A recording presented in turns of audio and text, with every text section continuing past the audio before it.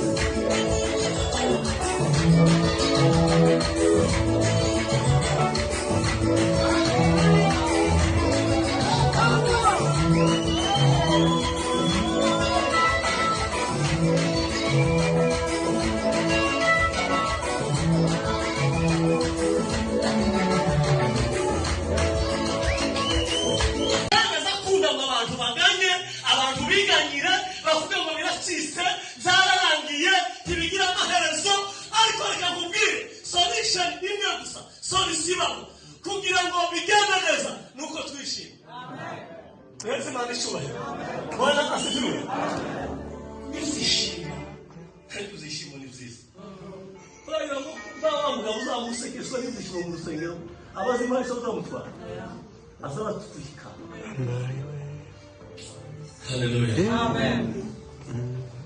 Umwuka wazatanga amahoro muri Yohana 15:24 haraba ngo basigira amahoro yawe nayo bahaye Yesu ashimwe. Ikintu kiza kiyakomeza aya mahoro ni imbaraga z'umwuka wera. Iyo umuntu afite amahoro y'Imana abakomeye abashikamye Satani ntiyamutsinda. Ikindi ni ukwihangana. Bwana sifiwe. Amen. Haravuga ngo Abaefeso 4:4 ngo mwicishe bugufi ngo mufite ubugwaneza bwose no kwihangana. Haleluya. Amen. Ngo nurukundo. Imana ishimwe cyane. Iyo umuntu afite imbaraga z'umwuka wera azagira kwihangana. Izi ni imbuto z'umwuka zose bayivuga ngo azagira neza. Abakolosayi 3:12 agira neza. Iyo umuntu yambaye imbaraga z'Imana azagira neza. haleluya. Ikindi ngo agira ingeso nziza, Abaefeso 4:21, ingeso zanyu Bwana sifiwe, haleluya. Iyo umwuka wera yazigezemo mukumvira umwuka, ingeso zanyu ziba nziza, ziba nziza uko bukeye nuko bwije. Irya nyuma ngo azayiri. Yesu ashimwe, amen. Abaefeso 4:2 naho murasanga hanga kwirira. Umwuka azadufasha kugira ngo twere imbuto z'umwuka. Yesu ashimwe. Imbuto z'umwuka nizi zose maze kuvuga ko ari 9. Imana ishimwe cyane. Nta kindi kintu kizagukomeza, nta kindi kintu kizatuma ijuru rigutangira ubuhamya. Haleluya. Niyo hayo usenga rimwe na rimwe Satani agutera ubwoba, akagutesha umurongo, akakubwira ngo kurasenga ariko ntibizaba. Ariko ndakubwiye ngo niba uhaye usenga mu mwuka n'ukuri bizaba. Amen. Yesu ashimwe. Haleluya. Bizaba, ibintu bizakunda, ibintu bizabikunda. Yesu ashimwe. Iyo umwuka yamaze kuhagera, haleluya, icyo dusaba cyose kizakira. Yesu abwira abantu kuko Satani yasinzwe, ntabatera ubwoba. Dufite umwuka. Umwuka niwe entraîneur. Entraîneur muramuzi, ni umutoza mukuru w'abakingi. Umwuka niwe uhaye utoza isi kugira ngo uzamura entraîneur azamukana kanavemo directement ahitava kuri wa mwana akabahindaguranya. Reka nkubwire, entraîneur twasigiwe mu isi, iyo niyo ndangiriro, ni umwuka wera niwe uzadushorera kuzageza tugeze mu ijuru. Haleluya, haleluya. Umwuka niwe uzadushorera haleluya. Nico gituma Pawulo yabwiye abantu ngo nimugere kirenge mu cyaje, kuko naje nakigeze mu cya Kristo. Nta kindi kintu yashatse kubabwira kuko muri Kristo, haleluya, muri Kristo dutsinda. Nta kindi kintu kizakubwira Yesu neza. Azakora ibintu byinshi, ariko reka ndabivuga gusa nihuta. Hari ibindi sibyo byinshi ngicyo, ariko reka mvuge ibintu bibiri. Barasibe iyo umwuka wageze mu muntu, ngo isomye Abaroma 13 umurongo wa mbere kugera ku 6, ngo azashira urukundo muri we. Mwumva ikintu cya mbere azakora. Haleluya. Nimba nta rukundo ufite, ukeneye imbaraga z'umwuka wera zo kugushira mu rukundo rw'Imana. Burya Imana ni urukundo, n'abayisenga barasibiwe bagomba kwisenga mu mwuka no mu kuri, ariko bashingiye mu rukundo. Yesu ashimwe. Nimba uri umuyumbi utagira urukundo, ubwo si umuyumbi, twabwita ikindi kintu. Barasibiwe. Umuntu w'umuyumbi azagira urukundo, agakunda abantu, akishima, akanezerwa. Yesu ashimwe. Amen. Les passages bibliques ntabwo ngenda zisoma, muraje kuzisoma. Urukundo ni ikintu gikomeye kizagikomereza umuntu ku Mana. Ni ukuvuga ngo iyo umuntu barasibiwe, ngo walidumu gute kwa maombi na vitu vyote kwa ushirika. Basangiraga ibyabo. Barasibiwe. Amen. Bagize icyo bita kuvanga umutungo. Umutungo umuntu ntagira ikintu cye. Barasibiwe. Nta kindi kintu cyabibateye, ni imbaraga z'umwuka wera. Iyi mbaraga z'umwuka wera zimaze kugera mu muntu, zizazimubwira gute? Zizazimwambika urukundo. Urukundo rukaba mu mutima rwo gukunda Imana. Icya kabiri, Abaroma 14 umurongo wa 17, ngo bazabishimira mu Mana.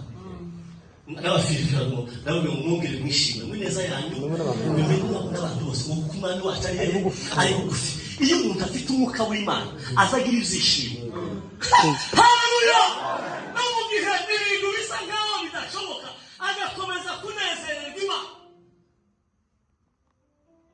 Niba hari ibintu Satani azakora, azagukorera ibintu bibi, mureke kwishima, kandi kwishima ni imbaraga zinesha abazimu n'abadayimoni. Hari umuntu umwe wabwiye iwabo, aramubwira ya umunyamuka, aramubwira ngo kanya karagerageje kumuroga ngo kubiranga bizabigenda gute, nza nzohereza bikama bingaruka. Ati warayobewe. Aramubwira ngo tuzagende ubanze umurakazi, mwabanje ko gutongana, muri kwa gutongana umuprovoke, uzohereza tuzamufata. Naho uko niba uzubona ntibifata umuntu w'Imana azanezera, baragaragaza amaruharananira. Reka mubwire, iyo umuntu ari mu gicaniro cy'amasengesho, ariko satani azatsinzwe. Hari umuyobozi azakacyusha satanike ntacyo zamutwara. Bwana sifiwe. Amen. Umunezero utwika abazimu, ugatwika abarozi, ugatwika abantu bose biba. Umunezero w'Imana, kwishima. Nicyo gituma Yesu avuga ngo mwishime iteka. Bwana sifiwe. Amen. Satani azatsindwa twanezerewe. Satani azakunda